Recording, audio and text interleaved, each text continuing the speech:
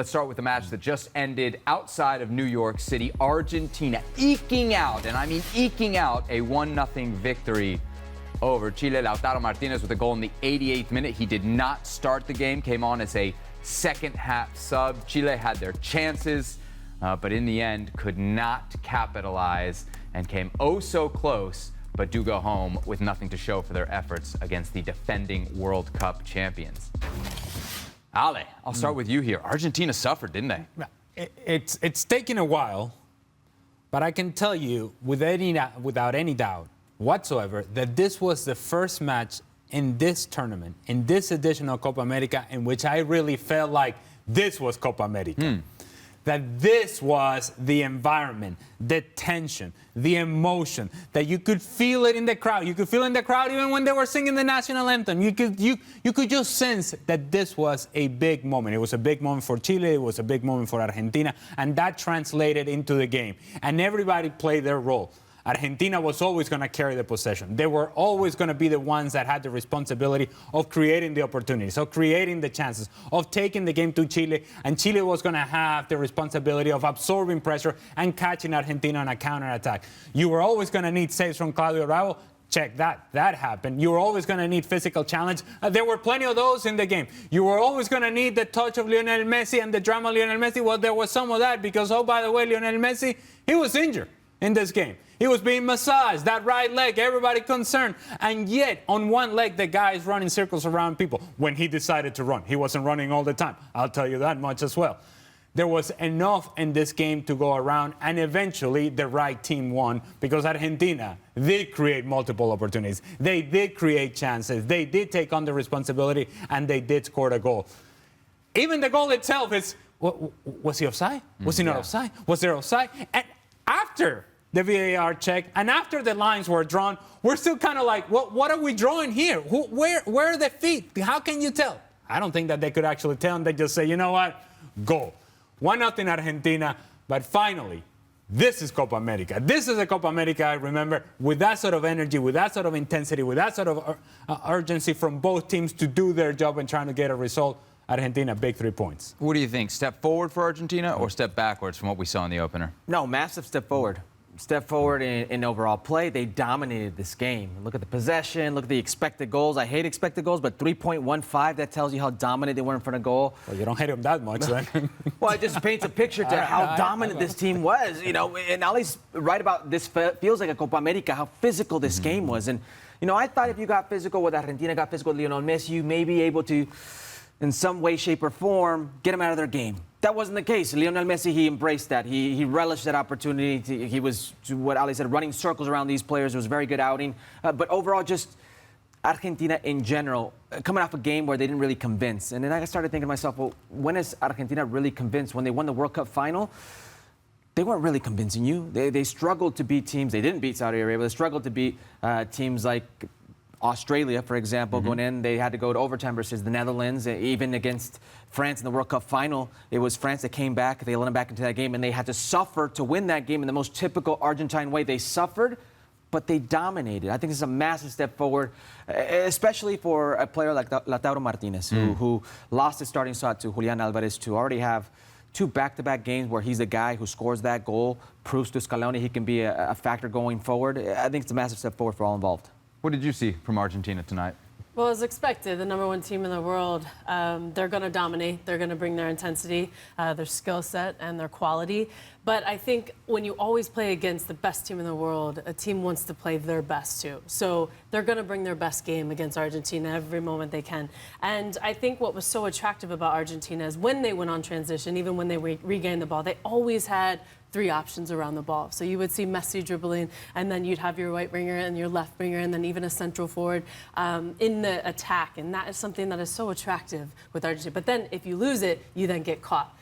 Which I think Chile provided that a few times, especially early on in the second half. I think with those 2 chances in the 72nd minute, I think in the 75th minute, those 2 shots on goal, I think were really effective. So not to say that Chile didn't bring their physicality to, like Ali mentioned. I think this was an attractive game of physicality, which they're going to need into the 3rd round game. But Argentina, they're the best team in the world. They're the defending world champions, defending Copa America champions, and they have the best player on their team. This is a team that hopefully we're going to see throughout the tournament that's going to continue to level up and play their best. To that point about the physicality, see, one of the things that sometimes we make a mistake when we evaluate Argentina is that we focus on Lionel Messi, we focus on Julian Alvarez and Lautaro Martinez and Angel Di Maria and McAllister and so on and so forth. And the list goes on of attacking players that are so very talented, so very creative, and of course among the best in the world in their positions.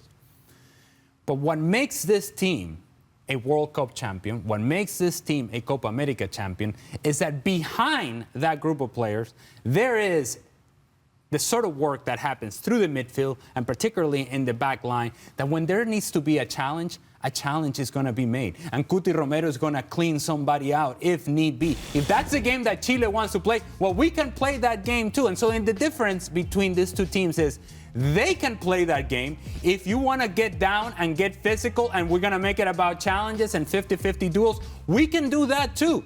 But then when it comes to the creativity, we have more tools than you do.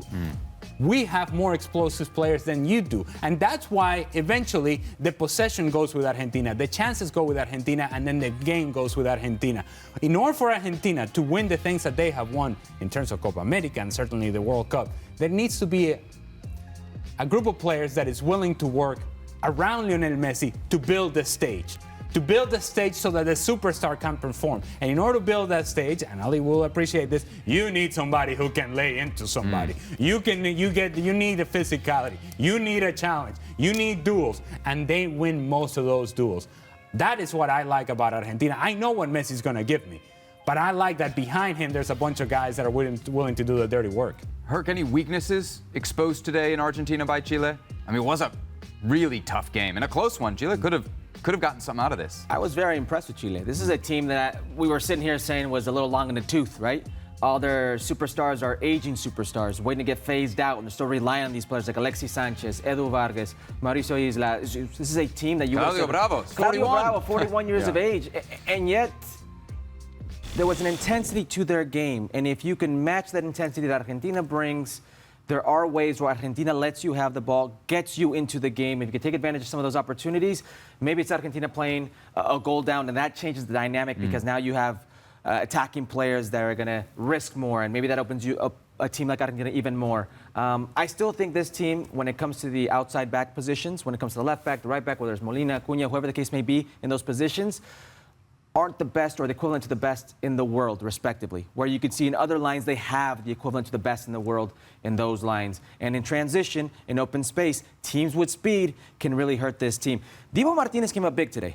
We're talking about the goalkeeper. The goalkeeper, you don't speak about how good he is if there aren't opportunities that he has to put out. They're giving you opportunities. They showed you versus Canada. They showed you again versus Chile. This is a team that, while they are the best in the world still currently, will give you their opportunities. Chile and Argentina obviously have incredible history in this competition. There's beef. There's beef. And you could see it in the game today. But I think, Ali, there's also a history of Chile maybe outperforming their standing when they play against Argentina. I wonder if, when you were with the U.S. women, was there ever a bogey team that you had that you just couldn't deal with and that was especially tough? And what are those matchups like, and how do you get over that? Argentina obviously getting over it tonight, but just barely. I think Haiti was one team that Really? I think caused us a lot of issues.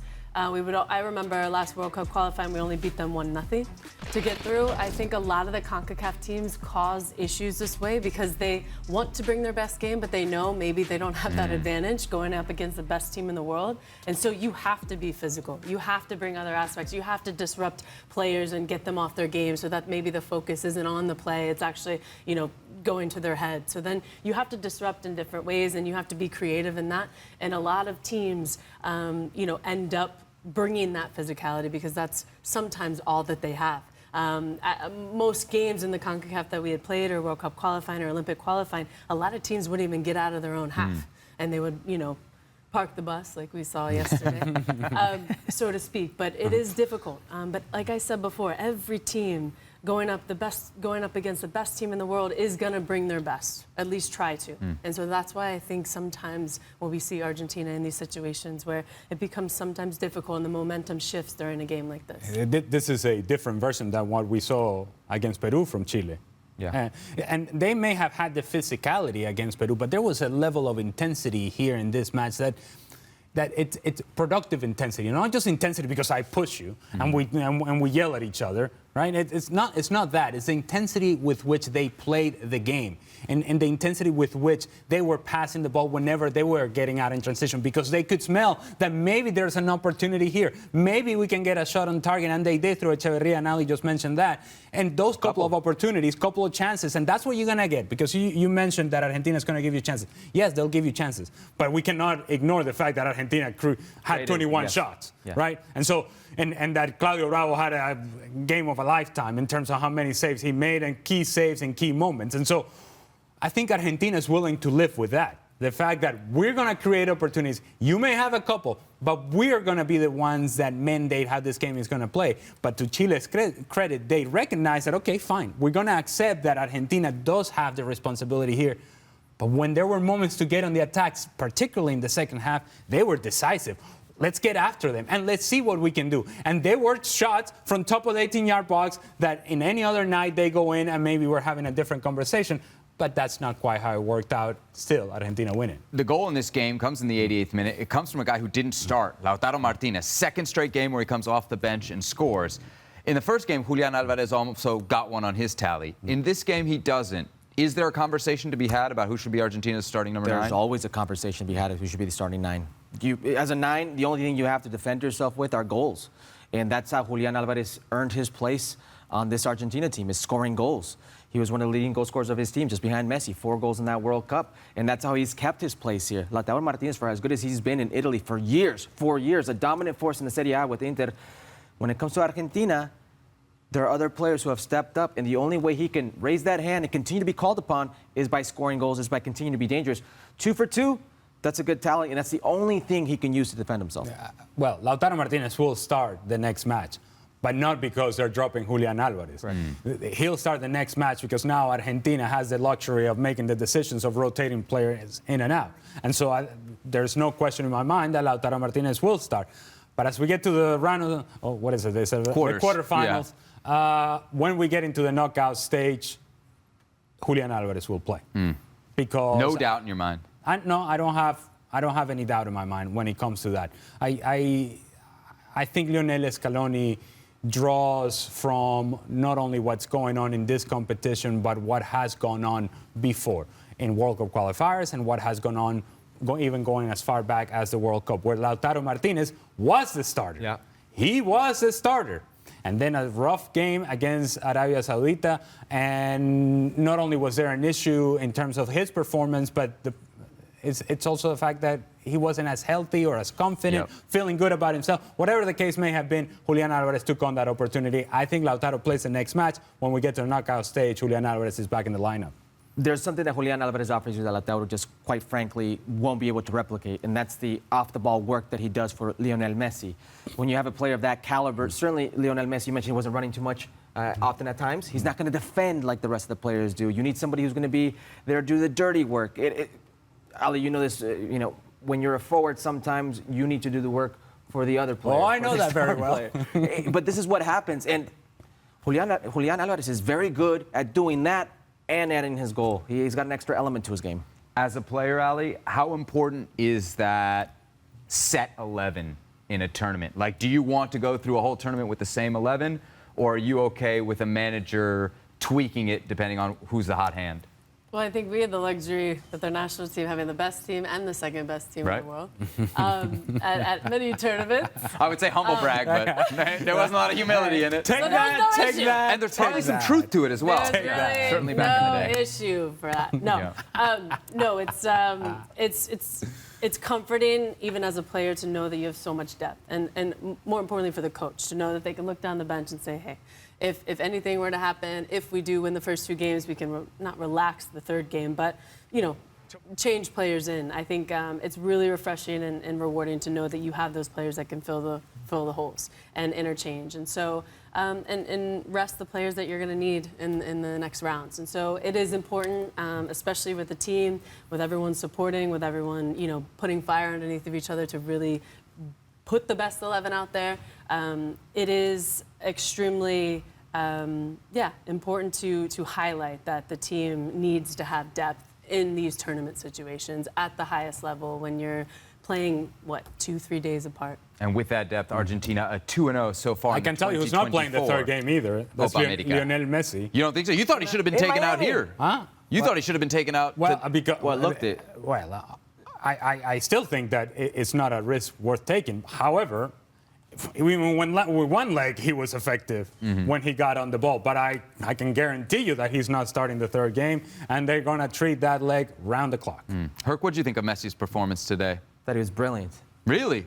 Yeah. They asked me to rate him. I gave him an 8. Let me tell you why an 8 to his brilliance. Even though he felt like he had that muscular issue, he doesn't want to come out. He took care of his body. He took care of his game in a way where it didn't affect him. You could constantly see him kind of stretching that out, trying to loosen it up. But he was so effective every time he had the ball. I looked it up. He had one incomplete pass. He was brilliant when he was on the ball, dribbling, whether he was taking guys on, long-distance shot. The attraction that he causes that constantly clears space for other players. He's so cerebral in his game. It was a complete game for a player that I thought today was playing at half gas, was trying to take care of himself, and he was really, really something special. Ali, what did you think of Messi today? Yeah, despite the fact that he, had possibly hurt his quad or hamstring a little bit and getting massage on the side here and there, he was brilliant, like he always is, and he's the engine of the team. And the way that he can transition and dribble and get out of tight spaces, it's really impressive. Yeah. I got to tell you, and maybe Lionel Scaloni sees it differently, but I have to imagine, as Di Maria broke open towards the end of the match, they're already up 1-0, and Di Maria is going towards goal, and Lautaro Martinez is on the left. If you see further back, you see Lionel Messi running what is his version of full speed, but he's dragging the right leg. Look, it looked like me running. It's like, oh, all right, well, I'm going to get there. I'm going to get there. I'm going to get there. If I'm Scaloni, I'm like, Leo, stop. Párate, papito. Ahí, tranquilo. Why not take him off if you're the manager? As I said, if it had been me, I would have taken him off a whole lot earlier. But he just can't help himself. He saw an opportunity where Di Maria was through on goal, and if he just cuts it back, I'm going to tap it in with my left foot, and it's a goal, and we win this game 2-0. He just can't help himself. But he was dragging the leg, noticeably so, dragging his right leg. Scaloni decides to keep him on the field, but I can guarantee you he's not playing the third game. You know this very well. Nobody takes Messi out. Messi will take himself out, and Messi will never take himself out. This is the issue with players. Sometimes you have to save the player from himself. Players will always want to play. I've never seen such a competitive beast like Messi, where he wants to play every single game, whether it's Major League Soccer, the Open Cup, whatever the case may be. Forget about his national team. He's going to be there. So Lionel Scaloni's got to take this decision away from Messi. So third game, no go, not even a minute. No chance. Maybe a little smile and wave because it's Miami. 0.0. It is Miami. It is Miami. The So- people down there are going to be very sad not to get their shot at Lionel Messi, although they get to see him quite frequently in Fort Lauderdale playing for Inter Miami. What about Chile in this? Should we be giving them some love, some credit? Yeah, I really think that there was something about Chile today that makes you believe, you know what? They're not out of it. Yeah? They're not out of it. They're looking at a game against Canada and thinking, we bring this level. I don't think Canada keeps up. Do you think they're capable of having this level against Canada? It was clear, to your point, the emotion was there for them today. Can they be as good as they were today when it's not Argentina? And surprisingly, Seb, that's a really good question. Hey, somebody write this down. It's the first. Everybody Surprisingly, we finally got there. It is obvious that Argentina shows up, Chile shows up.